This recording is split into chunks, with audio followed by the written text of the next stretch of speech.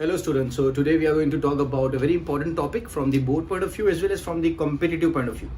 Okay, so we would be talking about the protein, okay, and it is important because it is the building block of the body. Proteins are building block of body, and without the protein the body is not going to survive, the body is not going to function properly. So protein is very important. ठीक है, अब protein की अगर मैं बात करता हूं तो प्रोटीन का जो एक मेजर कंपोनेंट है जो प्रोटीन का फॉर्मेशन करता है, प्रोटीन का जो मेजर कंपोनेंट है जो प्रोटीन का फॉर्मेशन करता है वो है amino acids. Because amino acids, they get together, they polymerize and they form a protein. A long chain of amino acid is known as protein. ठीक है ना. तो before we talk about protein we need to know about the amino acid as well. ठीक है, तो मैं amino acid के बारे में स्टार्ट करता हूं. Will talk about amino acid today in this lecture. ठीक है, सो नाउ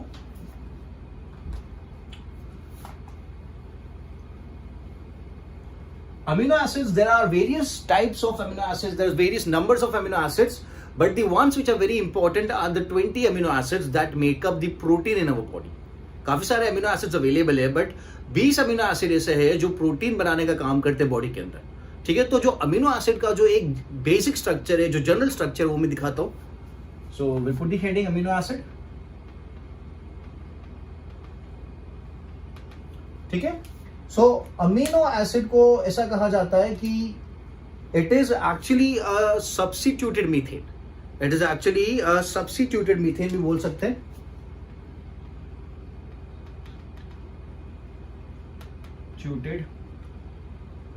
मीथेन किसको? अमीनो एसिड को. ओके, सो जो जनरल स्ट्रक्चर है अमीनो एसिड का, that is going to have a carbon, carboxylic acid group, amino group, hydrogen and a variable group. मतलब आप कोई भी अमीनो एसिड अगर देखते हो तो उसके जो स्ट्रक्चर में आपको अमीनो ग्रुप दिखेगा, आपको कार्बोक्सिलिक एसिड ग्रुप दिखेगा, आपको हाइड्रोजन दिखेगा और आपको कार्बन दिखेगा. ठीक है, चेंज कहां पे होगा? चेंज यहां पे होगा. The variable group is going to keep changing and form different types of amino acid. तो जो बेसिक स्ट्रक्चर है वो तो ये है, ग्रीन में जो मैंने दिखा रखा है, that is the basic structure. ठीक है, सो दिस इज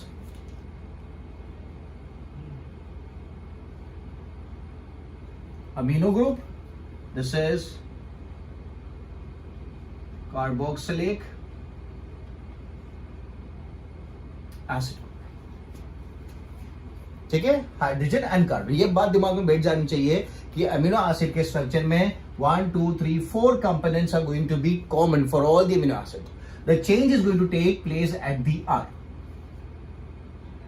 ठीक है, तो लेट्स से अगर आर जो है, मैं आर को सब्स्टिट्यूट करता हूं. If R is substituted with hydrogen, if it is substituted with hydrogen, मतलब NH2HCOH and hydrogen. Now this amino acid is termed as glycine. इस अमीनो एसिड को क्या बोलेंगे? This amino acid is going to be termed as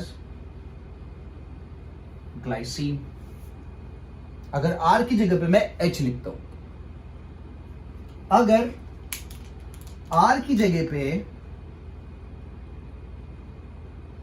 CH3 लेते हैं, R की जगह पे अगर CH3 लेते हैं, so now this amino acid is going to look like NH2HCOH और R की जगह पे क्या लिखेंगे? CH3.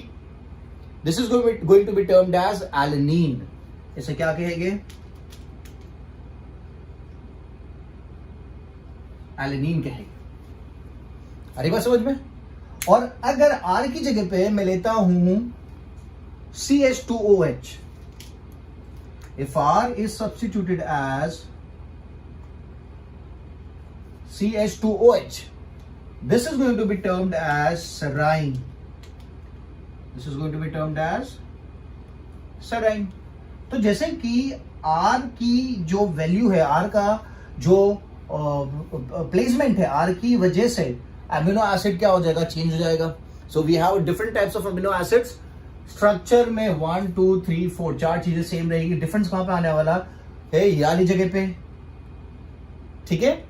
सो मैंने आप एक एग्जांपल लिया है कि आर की जगह पे अगर मैं हाइड्रोजन लेता हूं तो आप उस अमीनो एसिड को बोलते हो ग्लाइसिन, आर की जगह पे अगर CH3 लेते हैं तो उस अमीनो एसिड को कहा जाता है एलेनिन, और आर की जगह पे अगर CH2OH लेते हैं so we term it as serine, ठीक है। अभी यहां पे आप देखो तो मैंने OH लिखा हुआ है, तो OH is alcohol, so we can term serine as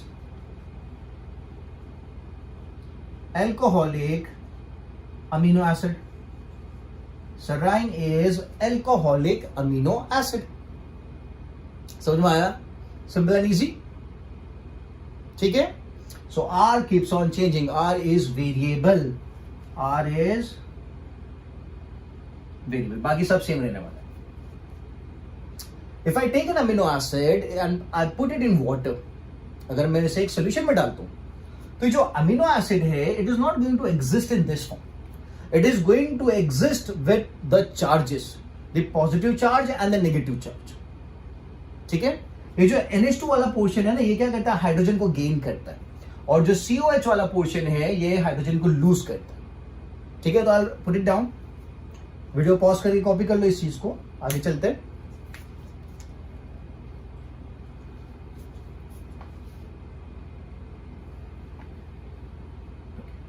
So जो NH2 होता है, if I place the amino acid in the solution, NH2 यहां लिखते हैं, क्या लिखेंगे, NH2 gains hydrogen. NH2 gains hydrogen if you place it in a solution. और अगर COH की बात करते हैं तो COOH loses hydrogen. NH2 gains hydrogen and COH loses hydrogen. That means ये जो स्ट्रक्चर मैंने बता रखा है, the structure is going to change, ठीक है। चेंज कहां पे होगा, यहां पे और यहां पे। This is going to take up the positive charge and this is going to take up the negative charge, ठीक है। किस तरीके से देख लेते हैं। So the structure is going to look like this. H है, कार्बन है, COO negative and this is going to be NH3 positive, और यहां पे आ जाएगा फंक्शनल ग्रुप, यहां पे R आ जाएगा, ठीक है।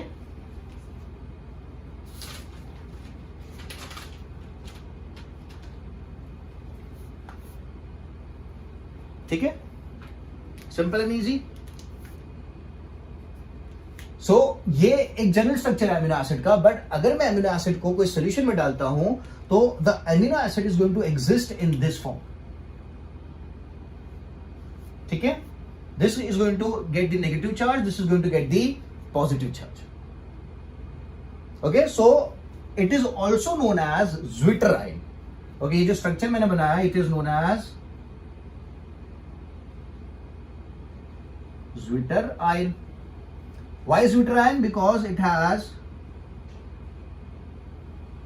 Why Zwitterion? Because it contains positive and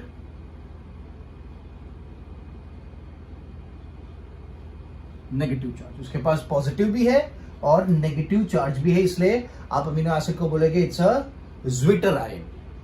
ठीक है, simple and easy.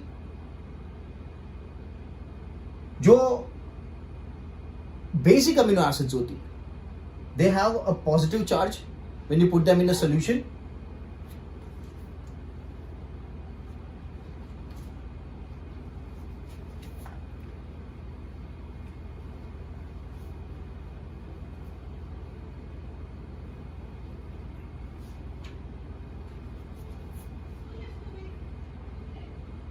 Basic amino acids have a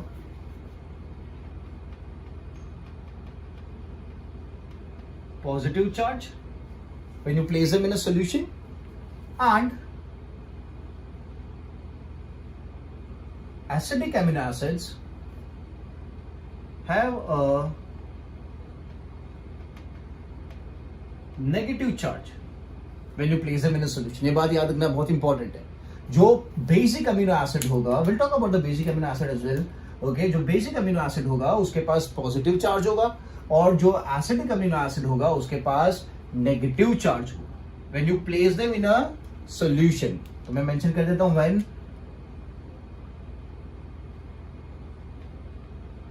when placed in a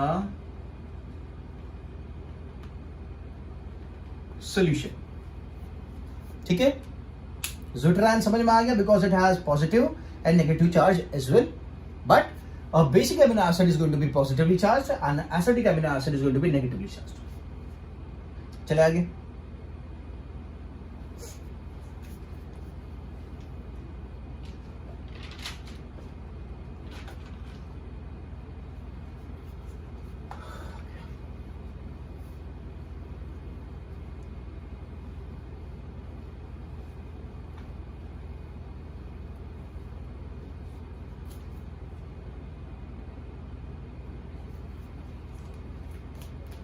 Okay, so now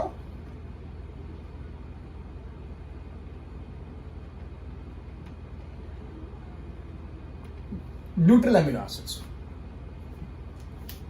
वो अमीनो एसिड जिसके पास एक NH2 अमीनो ग्रुप और एक कार्बोक्सिलिक एसिड ग्रुप होता है, that those are termed as neutral amino acids. So मैं यहां पे मेंशन कर देता हूं, they would have one NH2 and one carboxylic acid functional group. एक एक होगा, एक NH2 होगा और एक COH होगा, तो उसे कहा जाएगा न्यूट्रल एमिनो एसिड। क्या कहा जाएगा? Neutral amino acid. So the examples are glycine, alanine and valine. Glycine, alanine and valine. So these are neutral amino acids. They would have one NH2 and one COH in their structure. अगर मैं बात करता हूं acidic amino acids के बारे में,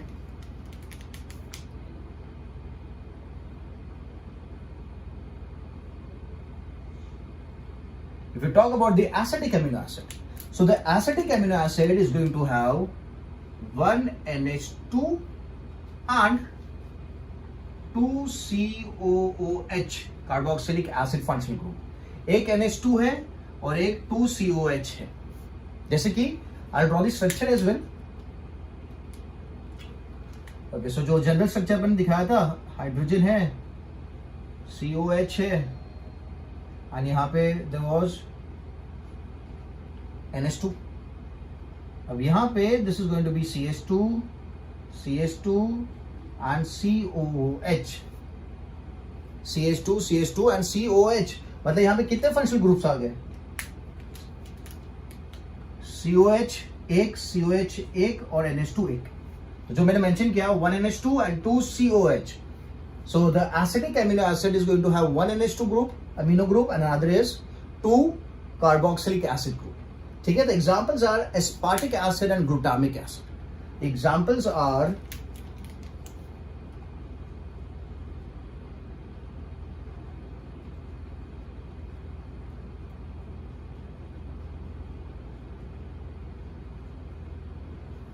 aspartic acid and glutamic acid।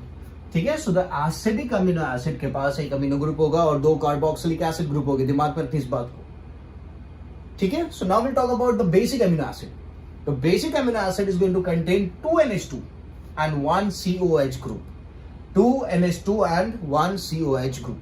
ठीक है, तो आप वीडियो पॉज करके इसको कॉपी कर लो। ठीक है, मैं आगे चलता हूं।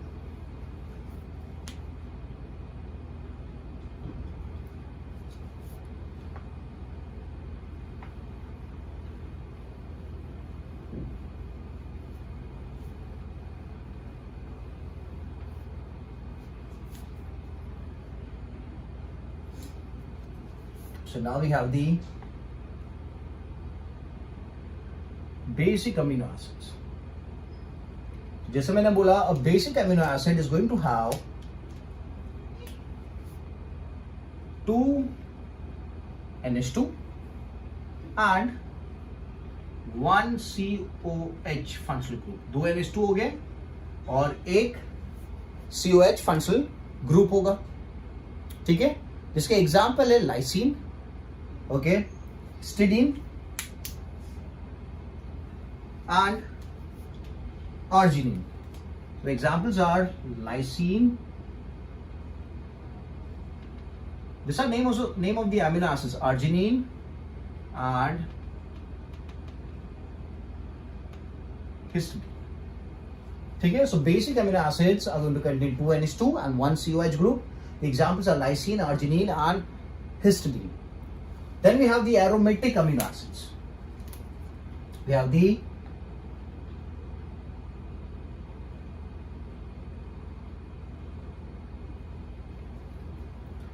So the aromatic amino acids are going to have the aromatic rings. They would have the aromatic rings होगा उनके पास, okay?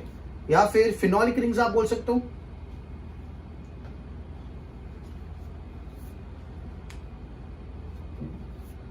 They would have the phenolic ring या फिर aromatic rings. Okay, those are the 6-membered rings. 6-membered rings होती है. 6-membered rings अपन ने पहले भी बनाई थी, somewhat like this.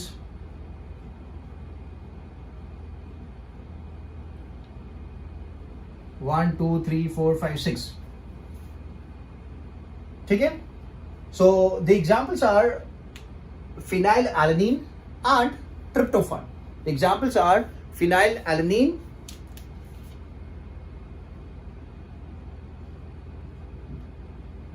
and tyrosine ठीक है. अब जो एरोमेटिक अमीनो एसिड है उसमें 2 वैरायटीज अवेलेबल है, जैसे कि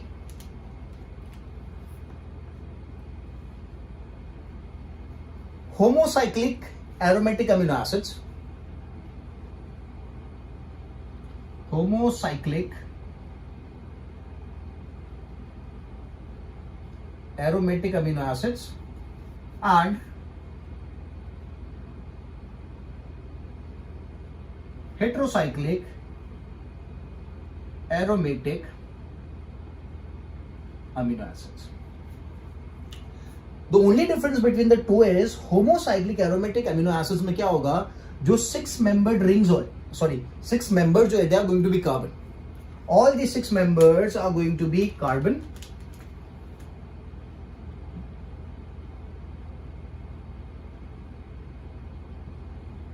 Are going to be same लिख देता हूं मैं. Are going to be same. ठीक है, और यहां पे लिखूंगा all the 6 members are not same. मतलब अगर मैं स्ट्रक्चर दिखाता हूं इस तरीके से 6-membered स्ट्रक्चर, तो कहीं पे यहां पे कार्बन है, यहां पे कार्बन है, यहां पे कार्बन है, यहां पे कार्बन है, यहां पे नाइट्रोजन आ गया, N आ गया, क्या आ गया, N आ गया, यहां पे सब जगह कार्बन है. क्या लिखा, all the 6 members are going to be same. So this is homocyclic aromatic amino acids. और heterocyclic aromatic amino acid में क्या होगा, सेम नहीं, कार्बन है, कार्बन है, कार्बन. यहां पे कौन है, नाइट्रोजन है. क्या है, नाइट्रोजन है. कार्बन भी हो सकता है, हाइड्रोजन भी हो सकता है, ऑक्सीजन भी हो सकता है, नाइट्रोजन भी हो सकता है. Okay,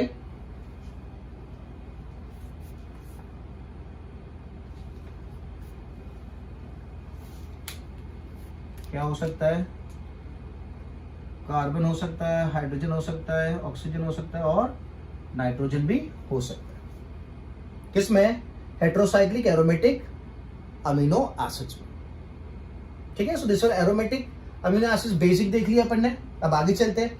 I hope this is clear. Homocyclic and heterocyclic, 5 ring structure, 5 membered structure, I am sorry, 5 membered ring, 5 membered rings.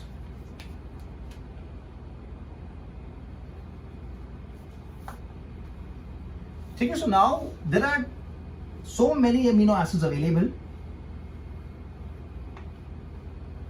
but out of those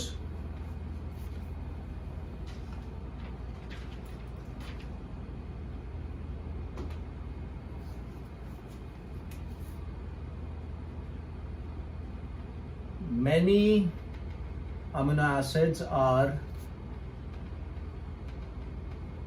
available. काफी सारे अमीनो एसिड्स अवेलेबल है, but out of them only 20 amino acids are found in protein. Found in protein, या फिर आप बोल सकते हो दे code for protein, वो प्रोटीन बनाने में हेल्प करती है. तो जो बाकी के अमीनो एसिड्स है they are termed as non coding amino acids because they are not coding for any protein. ठीक है, तो मैं इस कैटेगरी को क्या बोल दूंगा, this are non coding amino acid because ये प्रोटीन नहीं बनाते. और जो 20 अमीनो एसिड्स है वो क्या करती है, प्रोटीन बनाने का काम करती है, प्रोटीन बनाने का काम करती है. So out of the 20 there are 10 amino acids which are very important for our body, which are not produced by the body. Okay,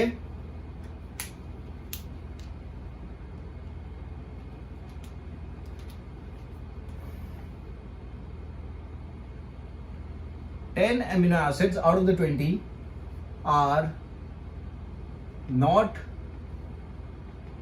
synthesized or produced.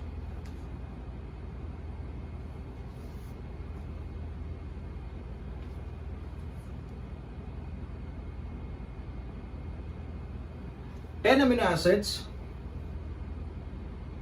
are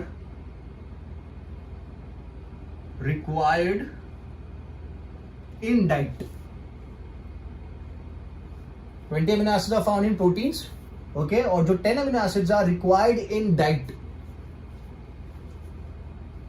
So required in diet मतलब you have to take it from the other sources. मैं लिख देता हूँ taken from other sources.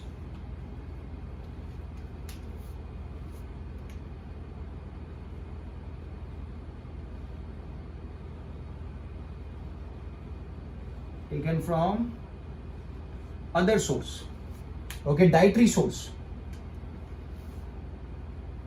taken through diet लिख देता हूँ. It is taken through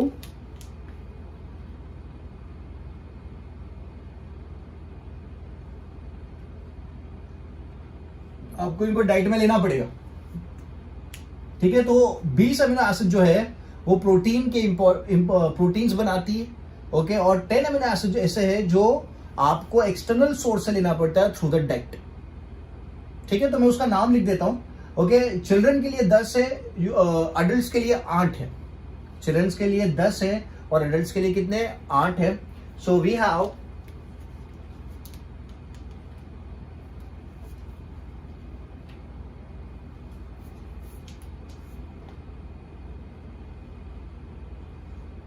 phenylalanine, we have valine, we have tryptophan, we have tyrosine. I'll rub this down. मैं पूरा नाम लिखता हूँ फिर. So अभी इतना many amino acids are available. Okay, but not every one of them is going to make a protein. Okay, so only 20 amino acids are found in proteins, and out of 10 are not required. ये गलत लिखा पूरा.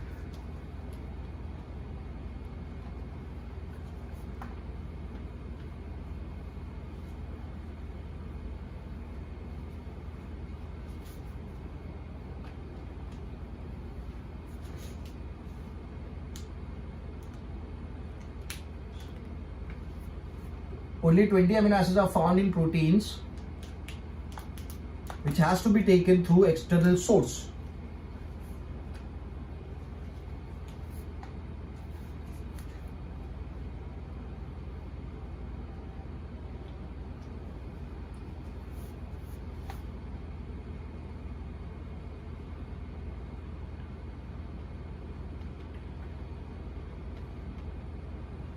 Taken from dietary external source. Okay, those are termed as, क्योंकि वो आपकी body में synthesise नहीं हो रहा है तो आपको बाहर से लेना है. You have to take it from the other dietary source. Okay, So they are termed as essential amino acids. The ones which are not synthesized in your body and you need to take it from the other dietary source. उन amino acids को कहा जाता है essential amino acids. Okay? 10 amino acids है for children's and 8 amino acids, 8 essential amino acids for adults. 10 amino acid किसके लिए? Children's के लिए, ग्रोइंग किड्स के लिए, और 8 अमीनो एसिड्स रिक्वायर्ड है in the diet for the adults. ठीक है, so will go through the list. कौन से अमीनो एसिड्स है वो? ठीक है, सो आई रब दिस डाउन. तो अमीनो एसिड्स तो काफी सारे.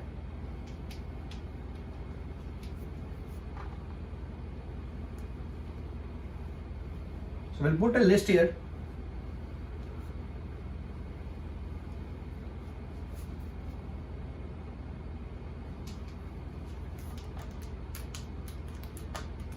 Okay, so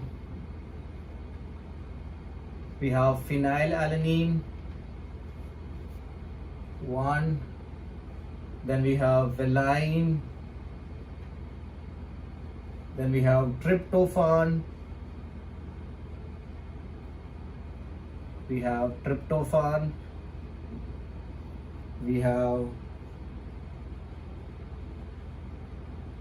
threonine, we have isoleucine. ठीक है, we have sulfur containing acid, amino acid, methionine,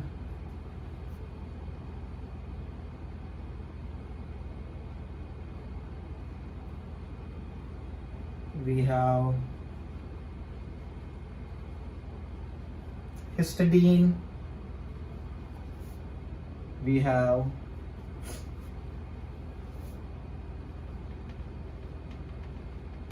arginine. ठीक है, and we have leucine and we have lysine. We have leucine and we have leucine and we have lysine. ठीक है, so phenylalanine, valine, tryptophan, threonine, isoleucine, methionine, histidine, arginine, leucine and lysine. These are the 10 important essential amino acids that are required through the external source. That is required through the external source. ठीक है, सो ये जो 10 मैंने नाम लिखे, okay, this are for the kids, ठीक है, और मैंने अडल्ट्स के लिए कितने बोले? 8 बोले. तो जो 2 इसमें पार्टिसिपेट नहीं करते, that is histidine and arginine. Adult does not require histidine and arginine in his diet. तो उसके लिए जो 8 इसेंशियल हो गए वो कौन से हैं? 1 2 3 4 5 6 7 8. और ग्रोइंग किड, बच्चों के लिए इसेंशियल कौन से? तो पूरे के पूरे.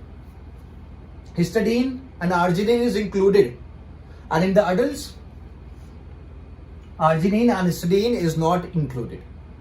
ठीक है, so this are the 10 essential amino acids which has to be taken through the dietary source. जो आपकी बॉडी सिंथेसाइज नहीं कर पाएगी, आपको बाहर से लेना पड़ेगा. ठीक है, अडल्ट्स को ये और ये लेने की जरूरत नहीं है, बट किड्स को लेने की जरूरत है. अच्छा, यहाँ पे मैंने मिथ्योनिन में लिखा है. Methionine is a sulphur containing amino acid, और एक और मैं नाम दे देता हूँ which is not a part of the essential amino acid, but मैं खाली लिख देता हूँ sulphur containing amino acid, that is cysteine. ठीक है, so sulphur containing amino acid, that is methionine and cysteine.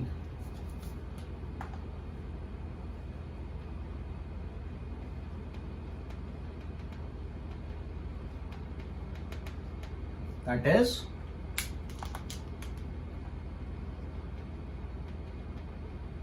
मिथ्योनीन and cysteine. ठीक है, ये आपको याद रखना है। चले आगे। So now will talk about the functions of amino acids.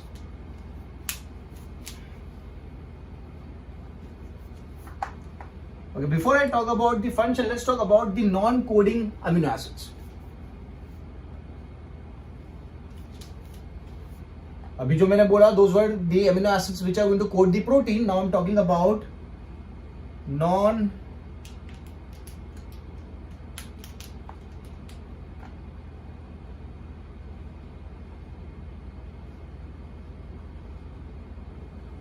Non coding amino acids. मतलब ये कोई प्रोटीन नहीं बनाने वाले। तो मेरे they not going to form, they do not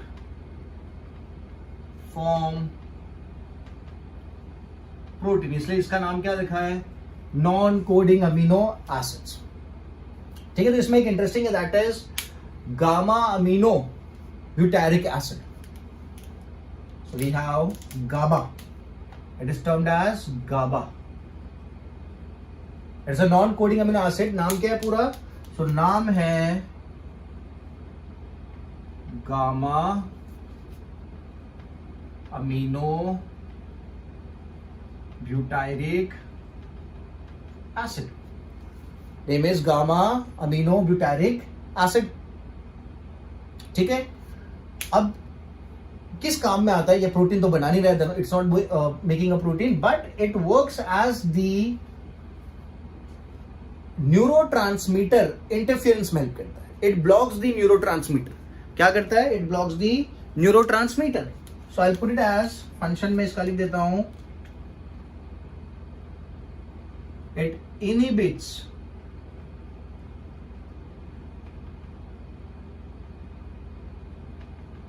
जो आपकी न्यूरॉन सिग्नल पास होते हैं ना, उसको इनहिबिट करने का काम करता है गाबा। ठीक है, फिर we have two more components, two more amino acids, citrulline and ornithine.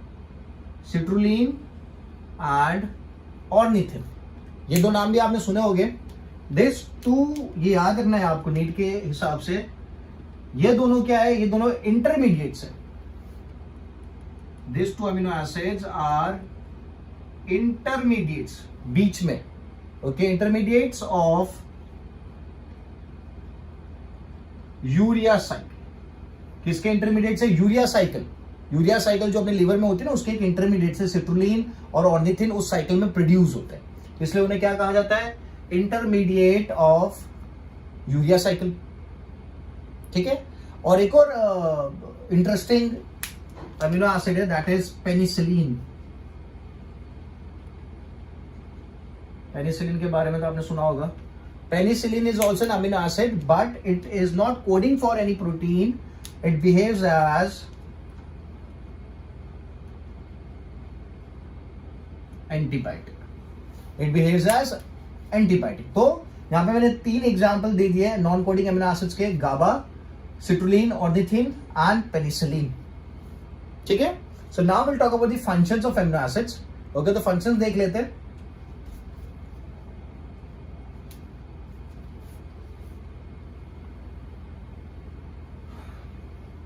So glycine की अगर बात करते हैं तो glycine is important for the synthesis of haem. Haemoglobin में जो हीम होता है ना, उसके सिंथेसिस के लिए ग्लाइसिन काफी इंपॉर्टेंट होता है। तो यहां पे लिख देते हैं, glycine is important for the synthesis of haem. Okay, haemoglobin में जो हीम होता है ना,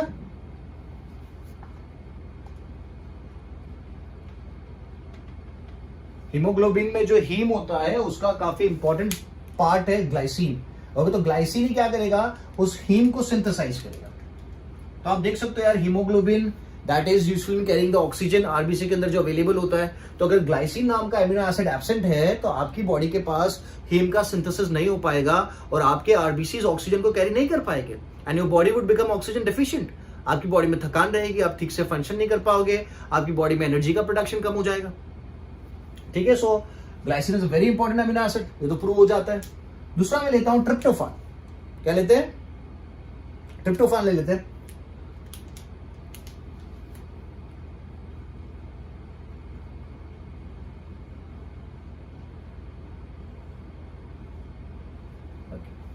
ट्रिप्टोफान की अगर मैं बात करता हूं तो tryptophan is the precursor. Precursor मतलब बनाया जाने वाला, जिससे बनाया जाता है। प्रीकर्सर ऑफ सेरोटोनिन मतलब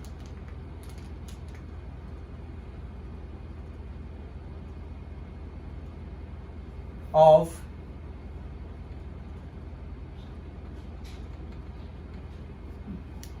सेरोटोनिन आपको पता है इट्स अ हैप्पी हार्मोन। तो सेरोटोनिन बनने के लिए जो चीज चाहिए आपको, जिससे सेरोटोनिन का फॉर्मेशन होगा, दैट इज ट्रिप्टोफान। मतलब मैं बोल सकता हूं tryptophan is helpful in the synthesis of serotonin. It is also the precursor,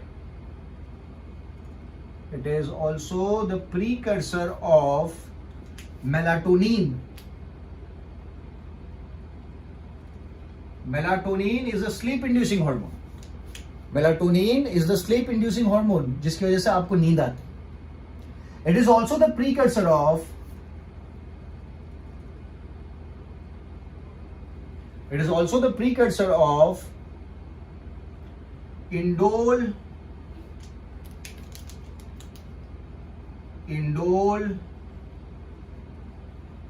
acetic acid, IAA बोलते हैं, प्रीकर्सर ऑफ IAA।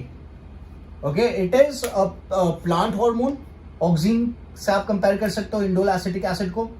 ठीक है, so tryptophan is a precursor of serotonin, मतलब सेरोटोनिन का फॉर्मेशन के लिए ट्रिप्टोफान चाहिए, मेलाटोनिन के फॉर्मेशन के लिए ट्रिप्टोफान चाहिए, और इंडोल एसिटिक एसिड के फॉर्मेशन के लिए भी ट्रिप्टोफान अमीनो एसिड चाहिए। ठीक है,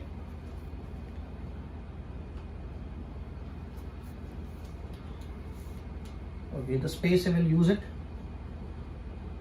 Tyrosine. Tyrosine is a precursor for the flight and fight hormone. It is the precursor for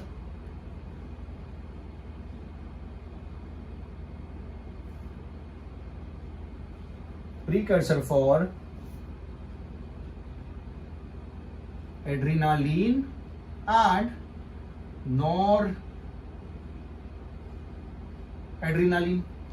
जो फ्लाइट एंड फाइट हॉर्मोन्स है, उनके सिंथेसिस में tyrosine is playing a very important role. Okay, tyrosine is playing a very important role. एक और चीज के synthesis में काम करता है, it is a precursor of the skin pigment, that is melanin. The skin pigment melanin पता है ना आपको, जिसकी वजह से आपको कलर मिलता है। So that is also going to be synthesised with the help of tyrosine. Okay, so glycine की बात कर ली, ट्रिप्टोफान की बात कर ली, टायरोसिन की बात कर ली, और देख लेते हैं। I'll write this down, pause the video, copy down the details.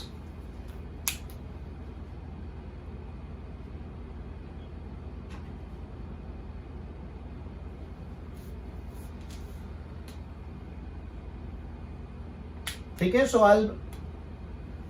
this is for oxygen, this is happy hormone, this is sleep inducing hormone, this is plant growth hormone, okay, these are flight and fight hormones, and this is the skin pigment, melanin.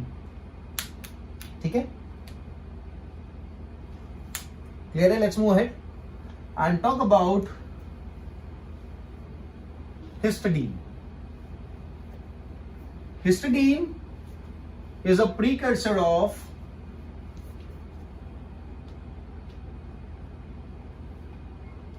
histamine.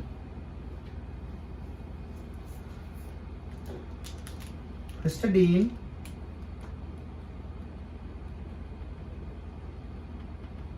is a precursor of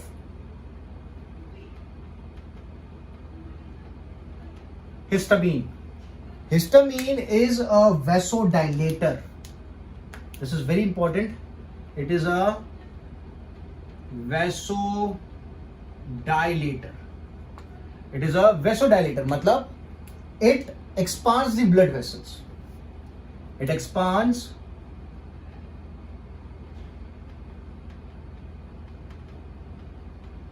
it expands blood vessels.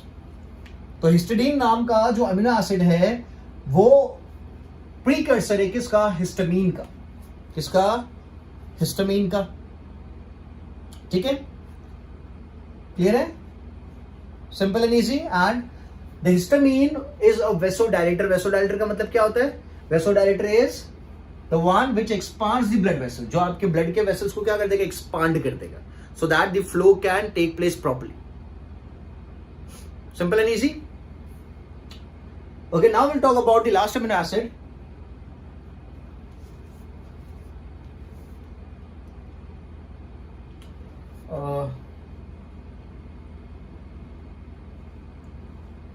Alanine.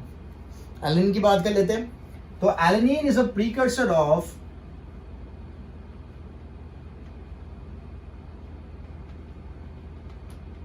Pantothenic acid. Pantothenic acid, ठीक है। Pantothenic acid is vitamin B5। Vitamin B5 का जो दूसरा नाम है that is pantothenic acid. और vitamin B5 की अगर इंपॉर्टेंस की मैं बात करूं तो it is very important because it helps in conversion of energy from food। जो खाना अपन खा रहे हैं उस खाने में से एनर्जी निकालने का काम that is going to be done by the vitamin B5। Vitamin B5 समझ में आ गया?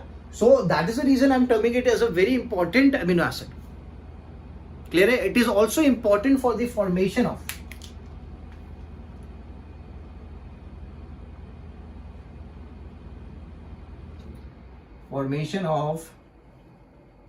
आरबीसी। मतलब आरबीसी बनाने का काम भी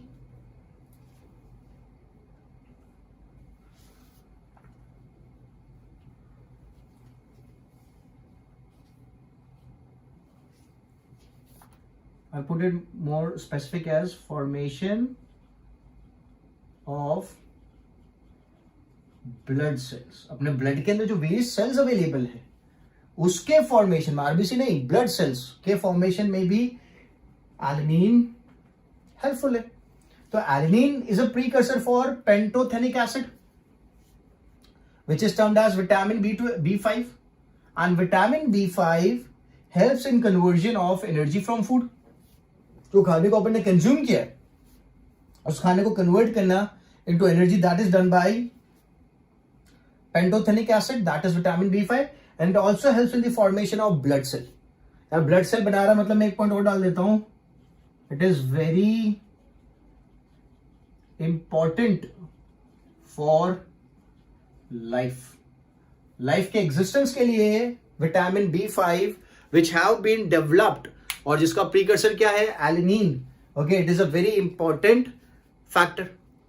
ठीक है, so we have discuss about the amino acid in this lecture. I have talked about different types of amino acids, the basic structure of amino acids, the variable group जिसको आप change करके अलग अलग टाइप के amino acids बना सकते हो। We have talked about the 10 essential amino acids, okay, 10 for the kids and 8 for the adults. ठीक है, we have talked about the functions of various amino acids, okay, histidine है, alanine है की बात होगी। We have also talked about the non coding amino acids, वो amino acid जो कोई प्रोटीन का फॉर्मेशन नहीं करते। Normally the amino acids are going to form proteins, but we have talked about some proteins, I am sorry, सब amino acids which are not forming any proteins. ठीक है, गाबा जो एक एग्जांपल में अपने लिखा था। So we are done with the topic of amino acids. In the next lecture we would talk about the proteins, क्योंकि अमीनो एसिड्स क्या बनाते हैं? And amino acids, they get together, they form a peptide bond and they'll form a protein. So in the next lecture we would be discussing the protein. ठीक है, so make sure you're copying down all the details from the board। जो भी बातें मैंने board पे लिखी है इनको आप अच्छे से नोट के फॉर्म में लिख लेना, because this is very important for your competitive exams as well as for your board। ठीक है, जो भी नाम मैं बोलता हूँ those are very important। ठीक है, so I'll keep this much for the lecture। In the next lecture we would move ahead and discuss a new topic। ठीक है, okay, चलो, bye bye।